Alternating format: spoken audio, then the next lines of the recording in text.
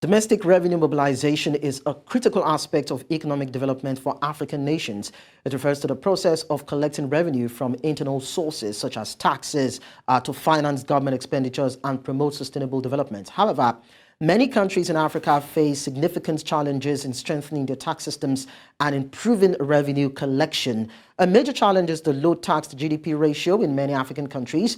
The average tax collection in developing economies is around 15% of GDP, far lower than the 40% collected by typical advanced economies. And this limits the capacity of governments to provide essential services like healthcare, education, and of course, infrastructure development. On Taxing Africa today, in collaboration with the West African Tax Administration Forum, I'm being joined from Helsinki, Finland by Amina Ibrahim, a research fellow, World Institute for Development Economics Research, as we examine how to improve tax systems for domestic revenue mobilization. Amina, it's nice to have you on the show. Thank you so much. Thank you for having me today. So can you provide an overview of the current state of domestic revenue mobilization in Africa and the challenges faced by African countries in strengthening their tax systems?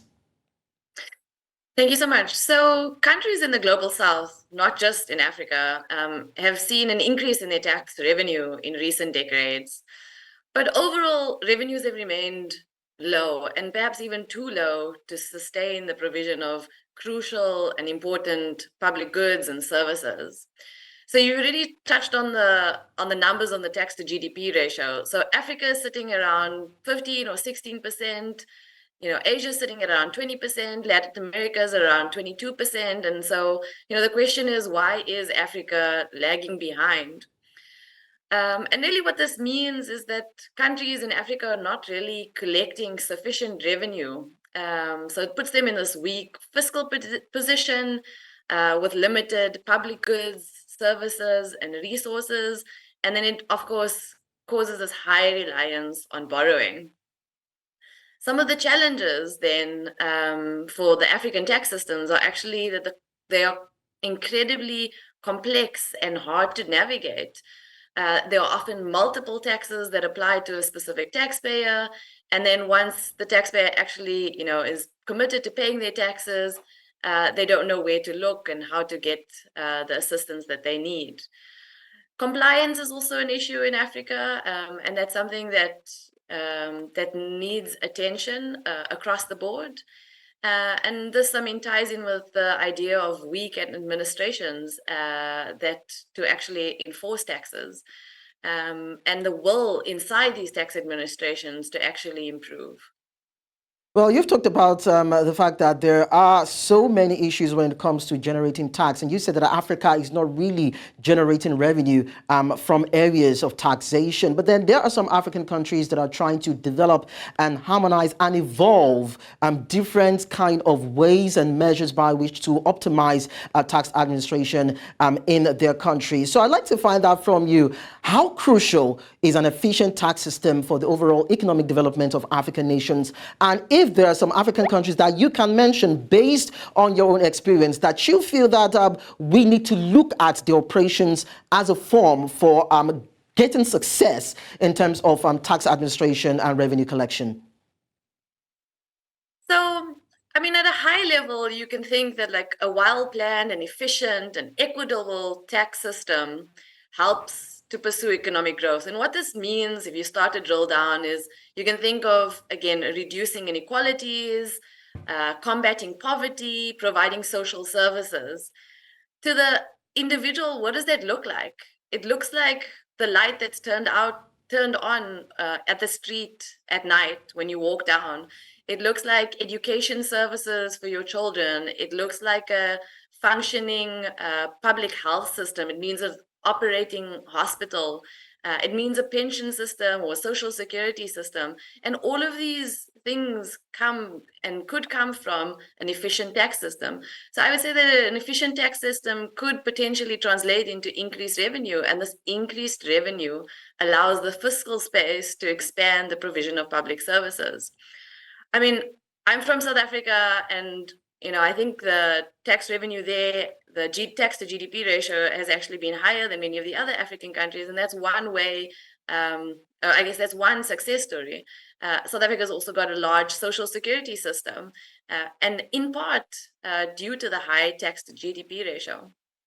So when you look at Africa's business environment, I mean, you discover that it is mostly dominated by the informal sector. Is that a major challenge to tax revenue collection on the continent? And if so, how do you feel that can be addressed?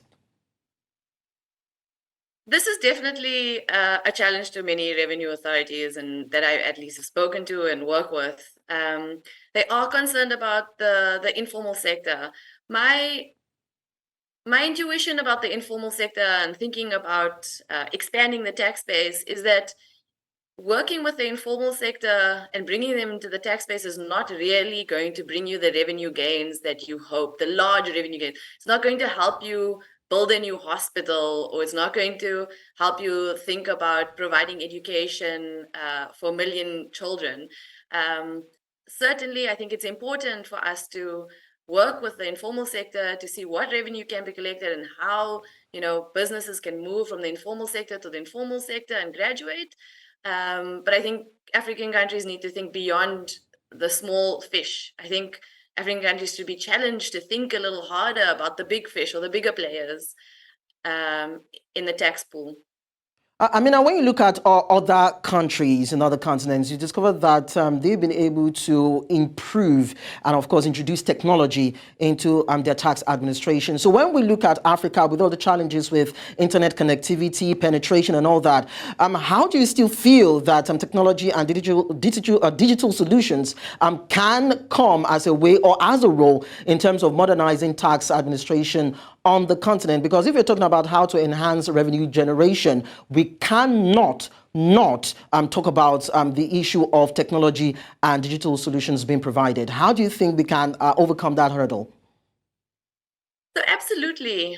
I mean, modernizing tax systems means that we've moved from paper-based taxpayers to taxpayers who are filing online, who interact with us on WhatsApp, and there's so many other avenues of being in touch with the revenue service.